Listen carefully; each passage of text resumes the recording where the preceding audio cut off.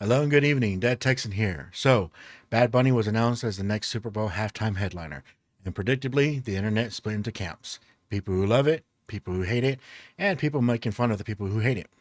And then there's me. I'm not really affected. I don't know much about the dude. I mean, I've heard of him, but not much of his music. But I'm not offended that he got the slot either. It is what it is. It is what it is. It is what it is. But yeah, I do get why some folks are salty. So a quick interjection here. While editing and looking more into this video, it looks like the Bad Bunny situation is a lot more political than I thought. Apparently he's made some anti-ICE statements, and actually a news article says that he removed the US from his tour in fear of ICE raids. So and it also appears that he doesn't have any songs in English, which I was not aware of. I figured he'd have at least some that would have made some appeal to a broader US audience. So I can still understand considering his popularity, but it does still make it a little bit more questionable. Now, my taste in music, I'm pretty eclectic. I'll listen to almost anything, but most days I'm a country guy. 'Cause I'm a country boy. Especially with this new revival in country music, Luke Combs,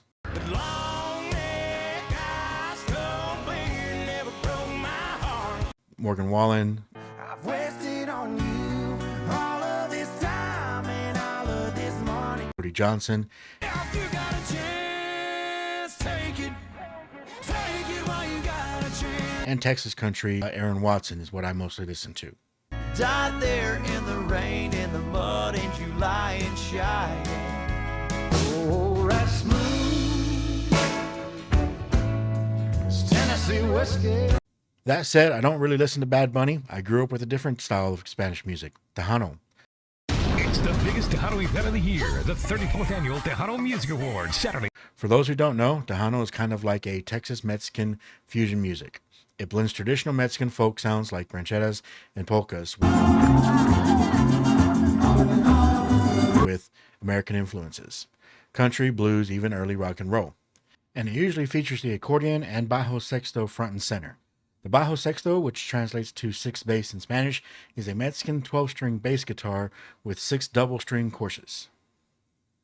It's dance music, party music, and heartache music all rolled into one.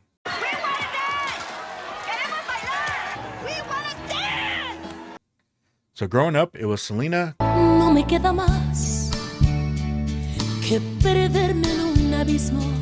Cumbia Kings,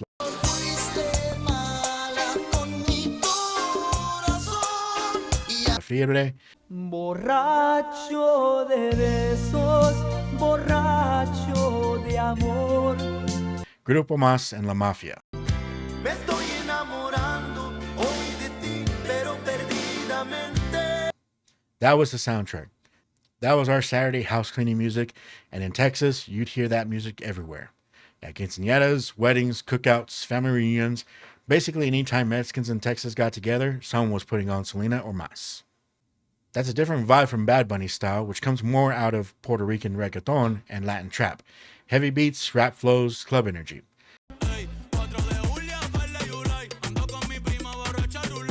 Tejano is rooted in live band traditions and feels closer to country in its storytelling, while reggaeton leans more into hip-hop and electric influences. Now, I did catch Bad Bunny's crossover with Grupo Frontera, and I liked it. That one felt closer in my lane. That's the kind of song that you throw on while cleaning the house or grilling in the backyard. So no, I'm not a Bad Bunny fanboy, but I'm also not allergic to the guy's music either. Now here's why some people might be upset. Even though the NFL keeps trying to broaden its audience, its core demographic still leans to older white males, and the biggest music crossover with that crowd is country. But the halftime bookings haven't reflected that in a long time. The last full country lineup was in 1994, Rockin' Country Sunday, with Clint Black, Tanya Tucker, Travis Tritt, and the Judds. Football League Rockin' Country Sunday. The last time country even showed up was in 2003, and even then, Shania Twain shared the stage with No Doubt and Sting. Shania Twain, No Doubt, and Sting. This is the AT&T Wireless Super Bowl 37 halftime show. Not exactly a country takeover. For perspective, everybody loves to joke about the last time the Cowboys won the Super Bowl. Well, it's actually been longer than that since the NFL gave country the full halftime spotlight. Someone born after that 2003 show is now old enough to buy a beer in the U.S. And someone born after the 1994 show is in their 30s. When's your birthday? Out! So while raging about a halftime pick can look childish, the NFL really has been blueballing a massive chunk of its audience for 3 decades. So I get the frustration. Doesn't matter if you're married, if you're all talk but no action, or you have a bad internet connection. Now, the show hasn't always been pop megastars. In the early years, it was marching bands and theme productions. Then 1993 happened. Michael Jackson and the halftime show basically turned into the world's biggest music stage overnight.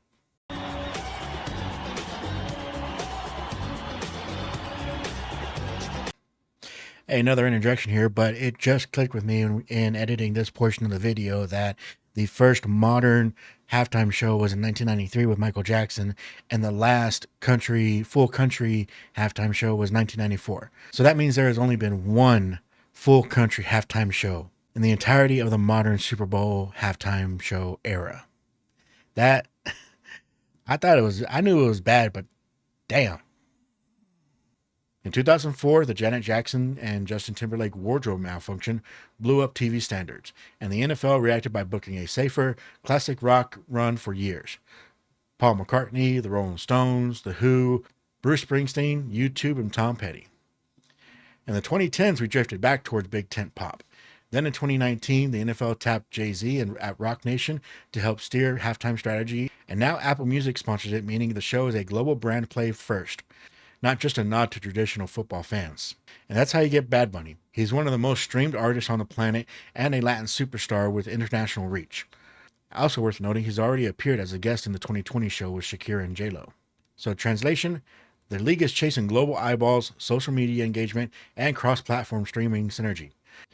Not just pleasing the folks who want steel guitar solos at halftime. So what's fair? Well, here's where I land. I'm not mad about Bad Bunny. Book him. It'll probably be a spectacle and a ton of people will love it. But if the NFL wants goodwill from the core, at least rotate genres in good faith.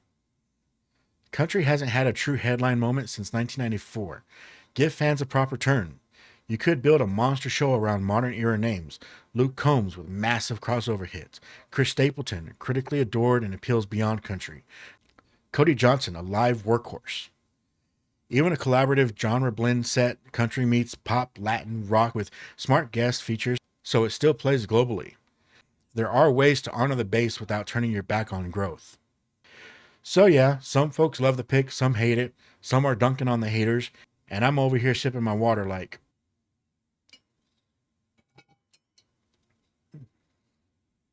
book who you want, I'm not offended, but don't act confused when the core fan base rolls its eyes. It's not just about this artist, it's the fact that country fans haven't had a real halftime celebration in 30 plus years. What do you think? Should the NFL rotate genres and finally give country a full headliner again, or keep chasing the biggest global streaming name every year?